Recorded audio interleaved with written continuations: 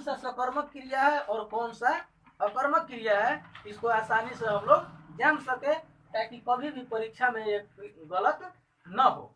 तो सबसे हम लोग चालू करते हैं क्रिया। क्रिया है क्या? तो क्रिया फ्रेंड्स किसी भी काम को करने का बोध होता है, या इसको आप लोग डिफिनेशन लिख सकते हैं, जिससे किसी कार्य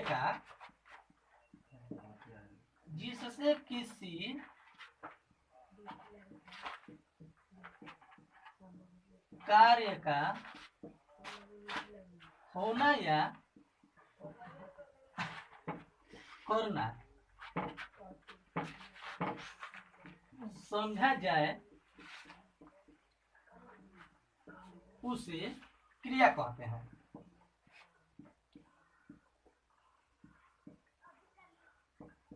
तो फ्रेंड्स इसमें लिखा हुआ है कि जिससे किसी कार्य का होना या करना समझा जाए, यानी अगर हम जैसे कि मान लो कोई कह रहा है कि राम किताब पढ़ रहा है,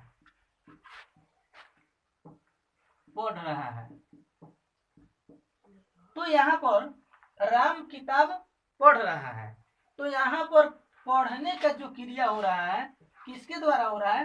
राम के द्वारा हो रहा है। तो यहाँ पर पढ़ना एक कार्य हो रहा है, तो ये हमारा क्रिया कहलाएगा कि ये पढ़ने का काम हो रहा है, तो उसको हम लोग कहेंगे कि क्रिया हो रहा है। और इसी में इसको हम लोग कहेंगे पढ़ रहा है, तो ये क्रिया है।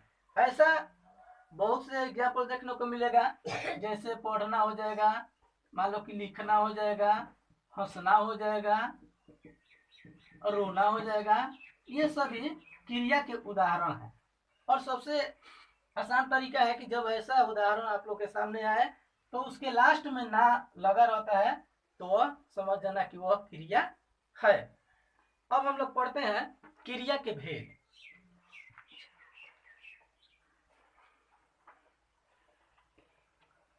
जिसमें अधिकतर लोग क्या करते हैं, गलती करते हैं उसको पहचानने में कि कौन सा क्रिया है, कौन सा सकर्मक क्रिया है और कौन सा अकर्मक क्रिया है, इसको पहचानने में बहुत से लोग गलत करते हैं। तो क्रिया का दो भेद हम लिख लेते हैं। पहला सकर्मक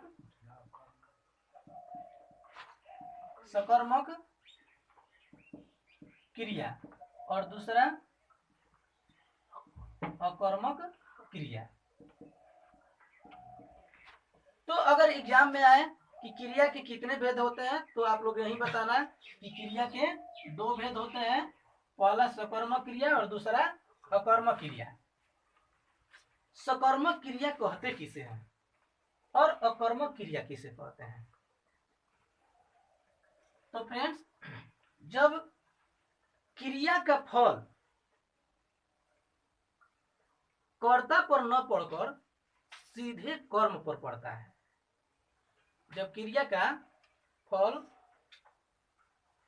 कर्ता पर न पड़कर सीधे कर्म पर पड़ता है, जैसे राम किताब पढ़ता है, राम किताब पढ़ता है, तो राम किताब पढ़ता है, तो इस राम किताब पढ़ता है, तो इस ये क्रिया जो है पढ़ना, इसका प्रभाव किस पर पड़ रहा है? किताब पर पड़ रहा है। इसका प्रभाव किस पर पड़ रहा है? किताब पर पड़ रहा है। कि राम पढ़ता है, क्या पढ़ता है? किताब पढ़ता है। राम पढ़ता है, क्या पढ़ता है? किताब पढ़ता है। तो क्रिया का फल किस पर पड़ रहा है? किताब पर पड़ रहा है।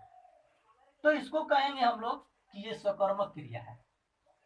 ऐसा और ले सकते हैं, मान लो कि मोहन गेंद खेलता है, मोहन गेंद खेलता है, तो मोहन क्या खेलता है? गेंद खेलता है। मोहन क्या खेलता है? गेंद खेलता है। तो इस खेलने का प्रभाव किस पर पड़ रहा है? गेंद पर पड़ रहा है। तो इसको हम लोग कहेंगे कि ये सकर्मक क्रिया है। ऐसे मान लो कि और हो सकता है, जैसे ले सकते हैं हम लोग, रमेश रोटी खाता है, रमेश रोटी खाता है, तो रमेश खाता है, क्या खाता है? रोटी। रोटी खाता है। हमें अपने से ही क्वेश्चन कर लेना है और उसी क्वेश्चन में जब आंसर मिल जाता है तो उसको कहेंगे हम लोग की सकर्मक क्रिया है। जैसे रमेश खाता है तो क्या खाता है? तो रोटी खाता है। यहाँ पर दिया हुआ है कि रोटी खाता है तो कहेंगे कि ये सकर्मक क्रिया है। इसी तरह हम लोग कहेंगे, मान लो कि सीता पत्र लिखती है, सीता पत्र लिखती है, तो क्वेश्चन टाइप बना लेंगे हम लोग कि सीता लिखती है, क्या लिखती है? तो पत्र लिखती है। सीता लिखती है, क्या लिखती है? पत्र लिखती है, तो इसको कहेंगे कि ये सकर्मक क्रिया है। इस तरह से इसका सकर्मक क्रिया का हम लोग पहचान करेंगे, जो किसी भी परीक्षा में आएगा तो ये गलत नहीं होगा। और आ जाओ अकर्मक में, जब क्रिया का फल सीधे कर्ता पर पड़े, जब क्रिया का जो फल है सीधे किस पर पड़े? कर्ता पर पड़े, उसे कहेंगे अकर्मक क्रिया। जैसे राम पढ़ता है, राम पढ़ता है, राम पढ़ता है, तो पढ़ने का प्रभाव किस पर पड़ रहा है? अब राम पर।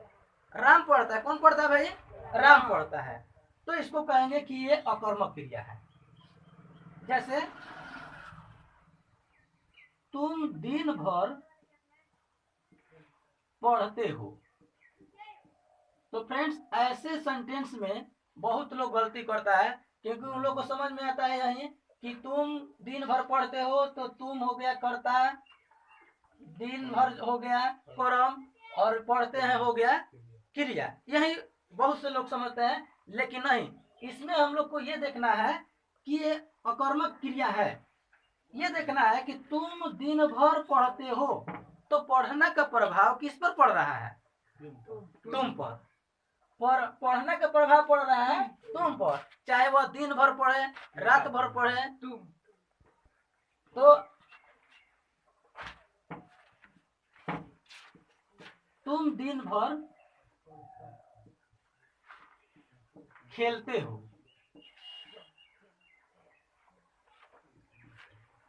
तुम दिन भर खेलते हो, तो ऐसे सेंटेंस में अधिकतर लोग क्या करते हैं? कंफ्यूजन में होते हैं और एग्जाम में इसको गलत कर देते हैं। उन लोग को यही समझ में आता है कि यहाँ पर तुम जो है करता है, खेलते हैं जो क्रिया है, जो बच गया वो कर्म है, लेकिन ऐसा नहीं होता है। ये हम लोग को देखना है कि इसमें कर्म है कि नहीं है। इसका हम लोग पहचान करने के लिए देखेंगे कि तुम खेलते हो दिन भर, तुम खेलते हो दिन भर, यानी खेलना का जो प्रभाव है वह दिन भर पर पड़ रहा है। किस पर पड़ रहा है? तुम पर पड़ रहा है। चाहे तुम दिन भर खेलो, रात भर खेलो, लेकिन खेल रहे हो तो उसका प्रभाव तुम पर पड़ रहा है। यानी किसी न किसी तरह तुम पर या तो क्षति होगा, या तुम या जख्म में आओगे, यानी प्रभाव पड़ेगा तुम पर, या थक जाते हैं। जो लड़का खेलता है क्या होता है? या तो थक जाता है, या बीमार हो जाता है, या वो चोट लग जाता है, यानी प्रभाव पड़ रहा है, खेलने का प्रभाव पड़ रहा है ना उस पर। कोई लड़का खेलने गया, उसको चोट लग गया, तो किसको लग गया चोट जी? लड़का को लग गया, यानी प्रभाव पड़ता है। तो जब प्रभाव पड़ता है जिस पर, तो यहाँ पर वही प्रभाव, खेलने का प्रभाव पड़ा किस पर? तुम पर, तो कहेंगे कि ये अकर्मक क्रिया है। अगर यही रहता कि तुम दिन भर गेंद खेलते हो, तो खेलना का प्रभाव किस पर पड़ेगा? गेंद पर। कौन फटेगा? गेंद फटेगा, गेंद पिटाएगा, तो उसका प्रभाव पड़ेगा ना। नया गेंद था तो पुराना गेंद होगा। हाँ सर। तो अगर तुम दिन भर गेंद खेलते हो तो उसको हम लोग क्या बोलते हैं? सकर्मक क्रिया बोलते हैं, क्योंकि खेलना का प्रभाव सीधे किस पर पड़ा? गेंद पर पड़ा। गेंद पीटता है उस समय, जब हम लोग गेंद खेलते हैं तो गेंद में पिटाता है जी, नया होता है वो घिसता है, वो पुराना होता है, यानी कि खेलने का प्रभाव पड़ा गेंद पर, तो वो हो जाएगा सकर्मक। लेकिन यहाँ पर खेलने का प्रभाव सीधे पड़ रहा है तुम पर, कि तुम खेलते हो। क्या खेलते हो कुछ पता नहीं है, तुम दिन भर खेलते हो, तुम दिन भर खेलते हो, तो खेलने का प्रभाव पड़ेगा तुम पर। ऐसा एक और उदाहरण हम लोग ले लेते हैं। मैं खाता हूं, मैं खाता हूं। क्वेश्चन टाइप बनाएंगे, मैं खाता हूं, क्या खाता हूं, कुछ ऑप्शन नहीं है यहाँ पर, क्या खाता हूं, कुछ पता नहीं है कि मैं क्या खाता हूं। तो खाना का प्रभाव किस पर पड़ रहा है? मैं। खाने का प्रभाव पड़ रहा है मैं पर, तो ये क्या हो जाएगा? अकर्मक क्रिया। ऐसे हम लोग ले लेंगे कि सोहन दौड़ता है। देखिए फ्रेंड्स, सोहन दौड़ता है, तो दौड़ना जो क्रिया है इसका प्रभाव सीधे किस पर पड़ रहा है? सोहन पर। सोहन दौड़ता है, कौन दौड़ता है? सोहन दौड़ता है, तो सोहन थकेगा। यानी दौड़ने का प्रभाव पड़ेगा, या तो वो गिरेगा, नहीं तो थकेगा, थकेगा तो हाफेगा। तो किस पर प्रभाव पड़ रहा है? सोहन पर। तो सोहन दौड़ता है, तो दौड़ने का प्रभाव सीधे पड़ रहा है सोहन पर। तो ये कौन सा क्रिया हो जाएगा? अकर्मक क्रिया। ऐसे ही एक और ले लेते हैं,